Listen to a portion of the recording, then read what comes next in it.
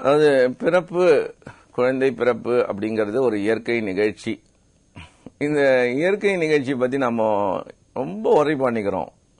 அந்த காலத்துலலாம் ஒரு வீட்டில் 10-15 குழந்தைங்க இருக்கும். அது அவங்களுக்கு எவர் பிரெக்னென்ட் தான். அந்த மகள் பாத்தீங்கன்னா, மகளிர் அந்த தாய் ஒரு வருஷத்துக்கு ஒரு குழந்தை அல்லது 2 வருஷத்துக்கு ஒரு குழந்தை பெத்து போட்டுக்கிட்டே இருப்பாங்க. எப்ப பார்த்தாலும் எவர் பிரெக்னென்ட் அப்படின்னு சொல்லுவாங்க சில இடத்துல. ஏன்னா அது ஒரு இயற்கை நிகழ்ச்சி, வீட்டை சார்ந்தது தான். எப்படி அது ஒரு இன்பமான ஒரு நிகழ்ச்சி. பிறப்பு, குழந்தைக்கு பிறப்பு கொடுப்பதுங்கிறது பெரிய ஒரு இதே கிடையாது. இது நம்ம தவறுதலா இப்போ ஹாஸ்பிட்டல் ஹைடெக்லாம் இருக்கிறதுனால அதுல உள்ள குறைகள் வேணா நம்ம கஷ்டம் இல்லாம பண்ணிக்கிறதுக்கு வசதிகள் இருக்கே தவிர, இது வரைக்கும் ரொம்ப டென்ஷனே ஆக வேண்டாம். ஈஸியா ரிலாக்ஸ்டா இருந்தீங்கன்னாக்க பிறப்பு என்பது ஒரு இயற்கை நிகழ்ச்சி. இந்த இயற்கை நிகழ்ச்சியை நம்ம ரொம்ப எக்ஸாஜரேட் பண்ணி டென்ஷன் ஆயிடுறது. ஏன்னா இந்த குழந்தை ஒரே ஒரு குழந்தை தான் பெத்துக்க போறதுனால, நீங்க பாட்டி தாத்தாவை கேட்டீங்கன்னா சொல்லுவாங்க, இந்த மாதிரி நீ பாட்டி நீ குழந்தை ஒரு 10 குழந்தை பெற்றிருக்கியே அப்படிங்கள்ட்ட. ஏன்னா கூட்டு குடும்பம் இல்லை, தனி குடும்பம், ஒரு எக்ஸ்சேஞ்ச் ஆஃப் வியூஸ் இல்ல, அவங்களுக்கு ஒன்னும் தெரியாது, பாட்டிக்கு தெரியாது அப்படின்னு நினைச்சிட்டு நீங்க அவங்கள்ட்ட இன்டராக்ட் பண்றத கேவலமா நினைச்சிட்டோ அல்லது ஒரு கௌரவ குறைச்சலாவோ ஒரு ஈகோ கிளாஷ்ல கேட்கறது இல்ல. அவங்கள்ட்ட நீங்க கேட்டீங்கன்னா உங்களை அவங்க ரெடி பண்ணிடுவாங்க. இந்த டெலிவரிக்கு டாக்டர் ரெடி பண்றது, மெடிக்கலா எப்படி இருந்தாலும் உங்களை டெலிவரி பண்ண போறாங்க. நீங்க நார்மல் டெலிவரி பண்ணாலும் சரி, ஆபரேஷன் மூலியமாக டெலிவரி பண்ணாலும் அவங்க டியூட்டி அவங்க செய்ய போறாங்க. That is that duty. இது வாலண்டரி ப்ராசஸ். எப்படி ஒரு இயற்கை, ஒரு இன்பமான நிகழ்ச்சி ஒரு பெண்ணுக்கு. பெண் என்பவள் பாத்தீங்கன்னாக்க முதல்ல ஃபர்ஸ்ட் ஒரு கொஞ்ச நாளைக்கு மனைவியா இருக்க விரும்புறா. அதுக்கப்புறம் கேட்டு பாருங்க, நான் தாயா தான் இருப்பேன் அப்படிங்கிறா. அவ அந்த மனைவிங்கிறத குழந்தை பிறந்த உடனே 90% என்ன பண்ணிடுறா, தூக்கி போட்டுறா. ஏன்னா அவ்வளவுக்கு அந்த தாயோட இன்ஃபுளுயன்ஸ், அந்த மதர்ஹுட்ங்கிறது ரொம்ப ரொம்ப சிறப்பான ஒரு விஷயம். ஆனா அந்த ஆண்மகன் பாருங்க அப்படி இல்ல. அந்த ஆண்மகன் பாத்தீங்கன்னாக்கா எப்போதாலும் husband, head of the family, அப்பாவா இருக்க, நான் இந்த பையனோட அப்பா அப்படின்னு இருக்கிறது ரொம்ப 10%. அது நம்ம பொருளாதாரத்துக்கு வேலைக்கு போக வேண்டிய ஒரு சூழல் இதெல்லாம் இருக்கிறதுனால அவர் எப்பயுமே தலைவரா இருக்கிறாரு. பிளஸ் பாத்தீங்கன்னா என்னோட ஹஸ்பண்ட், நான் ஹஸ்பண்ட் அப்படிங்கிற ego. After all the whole human பீயிங்கே பாத்தீங்கன்னாக்கா made out of a man and woman. ஒரு பெண் என்றால் அவள்கிட்ட ஆணும் இருக்கிறது, ஒரு ஆண் என்றால் அவள்கிட்ட பெண்ணும் இருக்கிறது. இது ரெண்டு பேரும் தப்பு தாளம் போடாம ஒரு ஆர்கெஸ்ட்ரா. என்ன, இந்த பையன் ஒரு அம்மாக்கும் அப்பாவுக்கும் பிறந்தவன் தான், அந்த பெண் அப்பாவுக்கும் அம்மாவுக்கும் பிறந்தது தான். ரெண்டு பேர்ட்டையும் 2 குணங்களும் இருக்கு. இது கொஞ்சம் பிரசன்டேஜ் கூடாதனால இது பெண் ஆயிடுது, அது ஆண் ஆயிடுது, அவ்வளவுதான். இது ரெண்டு பேரும் ஒரு தப்பு தாளம் போடாம as a whole human being பெற்றோர்களா இருந்து செயல்பட்டாங்கன்னாக்க அது ஒரு ஆர்கெஸ்ட்ரா மாதிரி, ஒரு மியூசிக் ஆர்கெஸ்ட்ரா மாதிரி அந்த குழந்தையை சிறப்பாக வளர்க்க முடியும். ஆர்கெஸ்ட்ரா கேட்க இனிமையா இருக்கும். அதாவது ஒரு கூட்டு முயற்சி. சோ பேரண்டிங்கிறது பெற்றோர்கள், இப்ப தாய் தந்தை என்ன பிரிக்கல, பெற்றோர்கள்ங்கிறது ஒரு கூட்டு முயற்சி. பிறப்பை பற்றி சொன்னேன். பிறப்பு என்பது கிளைமேக்ஸ்.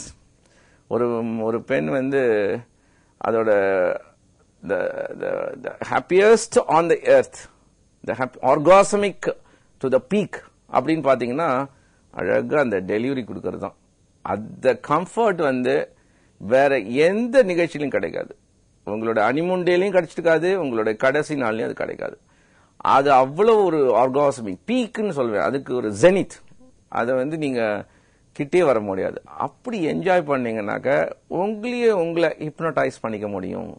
அந்த பிறப்புக்கு உங்களை ரசிக்க முடியும். ரசிச்சீங்கன்னா டெலிவரி எப்படி இருக்கும், அப்படி நார்மல் டெலிவரி, பெயினே தெரியாது. சோ அதை பிராக்டிஸ் பண்ணுங்க. பிராக்டிஸ் பண்ணீங்கன்னா இது ஒரு மகிழ்ச்சி, ஒரு பயங்கர மகிழ்ச்சியான ஒரு நிகழ்ச்சி.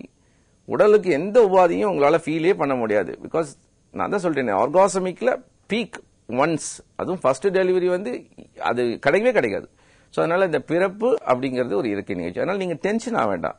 அந்த பிறப்பு இது ஒரு பெரிய விஷயம், பிபி ஆகி இந்த குழந்தை காம்ப்ளிகேட் ஆகி உங்களுக்கு ரெஸ்பிரேஷன் ப்ராப்ளம் அந்த குழந்தையை பாதிக்கும். சோ அதனால அது தேவையில்லை. சரி, குழந்தை பிறந்துடுச்சு, birth weight, full term baby அவசியம். இல்லைன்னா அவங்க இன்குபேட்டர்ல வச்சிருவாங்க ஓரளவுக்கு. சோ உடனே என்ன பண்ண, தாய்ப்பால். எல்லா டாக்டரும் உடனே அட்வைஸ் பண்ணிடுவாங்க, ஒரு பீடியாட்ரிஷியன் இதெல்லாம் பார்த்து தாய்ப்பால் கொடுக்க. தாய்ப்பால், மூளைப்பால், பிரைன் ஃபுட் அப்படின்றே சொல்வேன் நான்.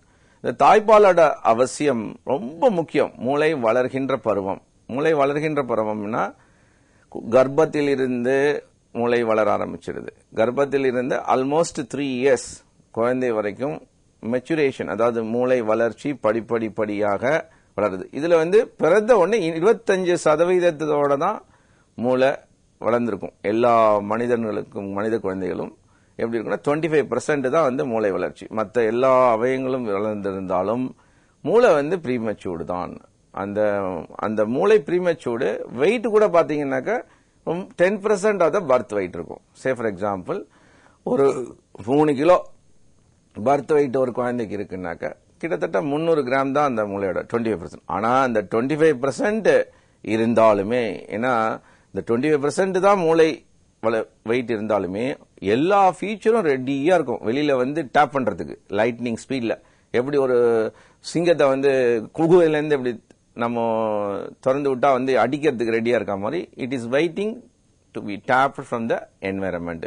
வெளி சூழல்ல இருந்து எல்லாத்தையும் கிரகிச்சிக்கிறதுக்கு அந்த 6 சேனல் நான் சொன்ன பாருங்க, கேட்கும் திறன், பார்க்கும் திறன், இந்த மாதிரி தொடு உணர்தல், இந்த மாதிரி ஒரு 6 சேனல், தொடு உணர்தல், டேஸ்ட், இதுல எல்லாம் ரெடியா இருக்கு. எல்லாமே ஃபுல். மூளை சைஸ் தான் சின்னதே தவிர everything is waiting for the environmental opportunity. So இதை எப்படிலாம் அம்மா இதுக்கு ஃபீட் பண்ணலாம் அப்படிங்கறத பத்தி அடுத்த நிகழ்ச்சியில நம்ம பார்ப்போம்.